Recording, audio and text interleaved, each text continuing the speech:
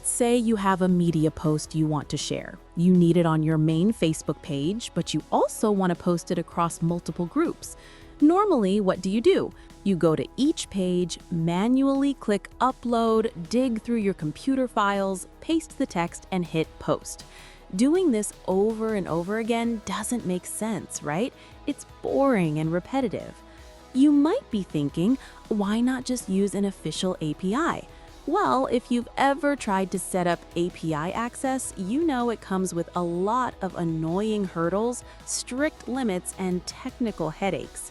So let's look at the quickest, easiest way to handle this, even easier than dealing with an API. We're going to use a custom Tampermonkey script that acts as your personal task controller. Think of it like a bucket. You load all your tasks, like your post description and video file paths, into this bucket. The task controller then queues them up for you as Task 1, Task 2, and Task 3. With a single click, this script brings up a handy little panel right on your screen.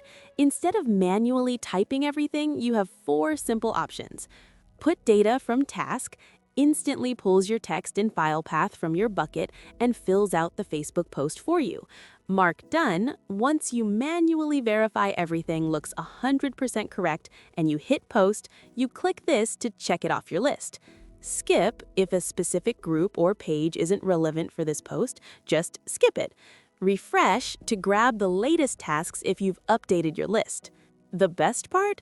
This controller always remembers exactly where you left off. You can pause your work and come back any time of the day without losing your place. I personally haven't seen this method used anywhere else, and it has been an absolute game changer for my own productivity. It completely removes the boredom of repetitive tasks while letting you manually verify everything so no mistakes are made. One quick disclaimer, this tool is built strictly for productivity and saving time. Please don't use this to spam groups or pages. Use it responsibly. Thanks for watching.